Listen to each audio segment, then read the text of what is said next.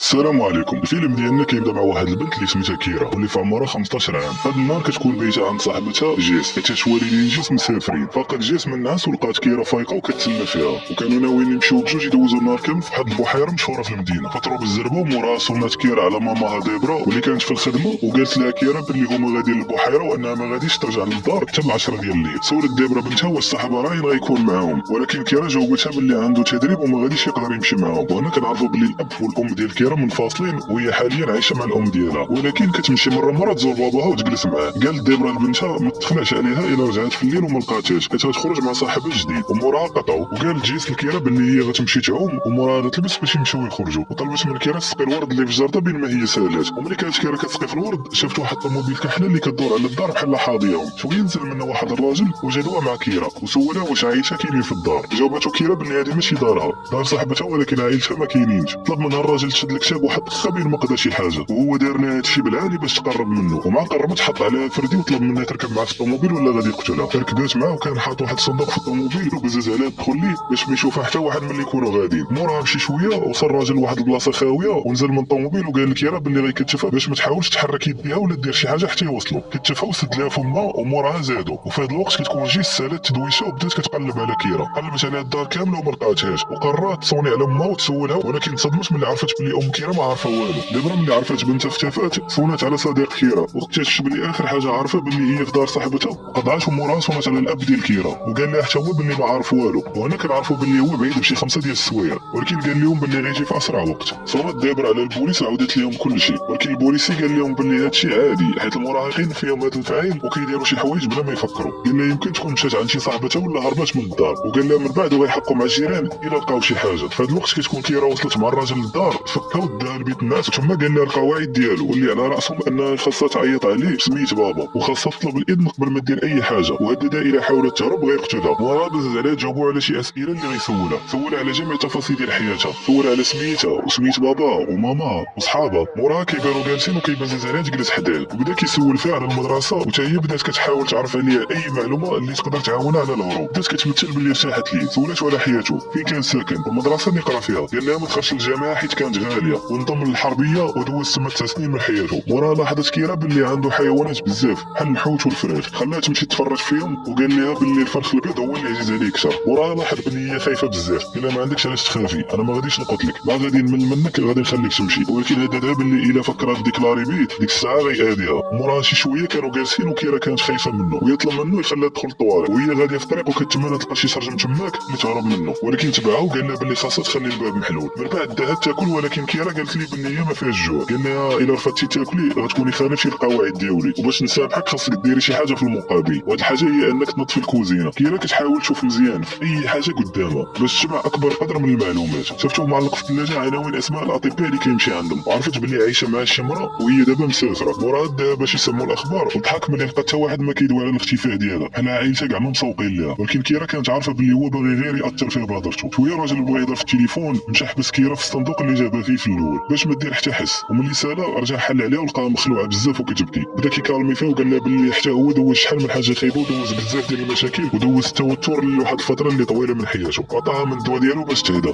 وموراها وصل الليل وقرر يربطها في الناموسيه باش ما دير والو، وناس حتى هو وحدها. ومن كثرة العيا كيرا نعست في البلاصه، وفي هذا الوقت ديبرا مشات عند كاع الناس اللي كتعرفهم باش تسولهم واش شي واحد فيهم عارف يخبر على كيرا. وملي ما وصلت لوالو قررت تمشي عند رئيس المركز، وتما تشكات ليه من المحقق حيت ما مسوقش لقضيه بنتها، وقالت لي هضرت مع كلشي، وكاين اللي قال باللي شاف طوموبيل كحله كيقرب من الدار، وحتى واحد في صحاب بنتها ما عنده طوموبيل كحله. ضحك الرئيس ديال المركز وقال لها باللي ما يمكنش تكوني عارفه كاع صحاب بنتك، وان كل مراهق عنده اسرار اللي مخبيه على عائلته. ولكن دابرا كانت حاسه باللي بنتها في خطر. قال لها رئيس المركز باللي هو غادي يهضر مع المحقق ويخليه يقلب مزيان في هذه القضيه. وفي النهار الثاني فاقت كيرا ولقات الراجل مازال ناعس، بدات كتحاول تهرب وقدرت تفك راسها، وبدات غادا كتسلت للباب وحلته بالشويه وخرجت كتجري. بانت لها طوموبيل جايه فيها جوج الناس، قالت لهم باللي كانت مخطوفه وطلبتهم يديوها لاقرب مركز شرطه. ركبوها ولاحظت كيرا باللي كاع الديور تما بحال شيرت لهم على الدار ديال المجرم اللي اختفى وطلبت منهم يعقلوا عليها باش الا احتاجوا البوليس. وصلوا للمركز تما استقبلها محقق سميتو روان وعاودت ليه كاع داكشي اللي طرا ليها، حاول يكالميها وداها للمكتب ديالو باش يعرف منها كاع التفاصيل، وامر المساعد ديالو يقلب على سميت كيرا وهو يعرف واش كاين شي بلاغ اختفاء بسميتها، وامرو يشوف الناس اللي جابوها وياخذ الاقوال ديالهم. دخلت محققه اخرى سميتها بوني باش تعاود من رولان وهضرت مع دوك جوج اللي جابوها، خدات منهم العنوان اللي لقاوها فيه، ولكن لقاتهم نساو نمر الدار ديال المجرم. في هذا الوقت كتكون كيرا جالسه كتعاود لرولان تقريبا كاع داكشي اللي طرا ليها. دخلت بوني وقالت بلي هضرت مع المراكز القريب وعرفت بلي ديبرا ومامات كيرا بلغات على الاختفاء ديال بنتها شي 18 ساعه دابا. دو مع رولين وعطى لكيرا حتى هي تدوي معاها باش ما تبقاش مخلوها عليها. قالت بوني بلي دوك الجوج رجال نساو نمر الدار، قرروا ياخذوا كيرا ويديوها معاهم لذاك الحي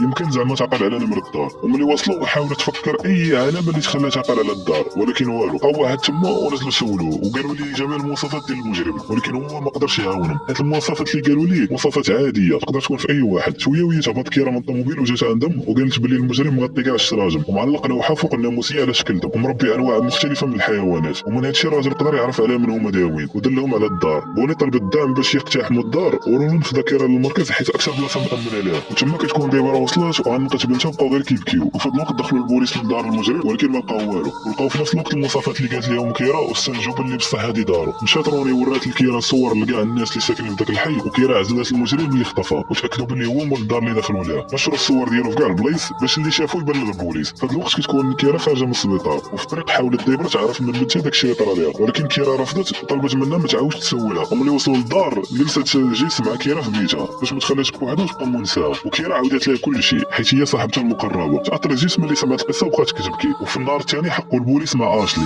مرت المجرم واللي صدمات وعند بالها ريتشارد ما يقدرش يدير شي حاجه بحال هادي. وموراها حقوا مع ستيفاني اخت المجرم وقالت لهم باللي كانت شاكه فيه ولكن عمرها تخيلته يكون هكا. موراها عرفوا باللي ريتشارد اللي هو المجرم خدم التليفون وقدروا يحدوا فين كاين. مشاو طايرين لعندو ولقاوه تما بقاو تابعينو حتى صافي داوروه وما عندوش منين يهرب. ثم شد الفردي وتيرا في راسو. وموراها كتبان ديبرا فرحانه حيت عرفات باللي الشخص اللي عدا بنتها مات. في الاخر ديال الفيلم كنعرفوا باللي هذه قصه حقيقيه وكنعرفوا باللي مورا شي سنوات من الحادث قررت كيرا تخدم محققه وبالاخص في القضايا اللي بحال القضيه ديالها وتخصصت في قضايا الاعتداء الجنسي.